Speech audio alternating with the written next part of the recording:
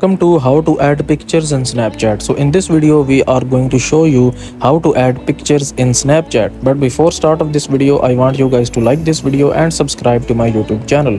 So to add pictures in Snapchat, what you're going to have to do, you will just simply open up your Snapchat here. And now there are basically two ways. Okay, so the first way is to take the picture within the Snapchat app. Okay, you can basically choose any filter from here, and then what you're gonna have to do, just simply tap on this, and now you can basically send this picture as a snap to someone. And if you wanted to add your gallery pictures as your snaps, what you're gonna have to do, you will tap on cross from here, tap on abandon, and then here at the bottom left side you can see we have gallery option. So just tap on this one and then tap on camera roll, and these are all your gallery pictures and videos that you can add as your snaps.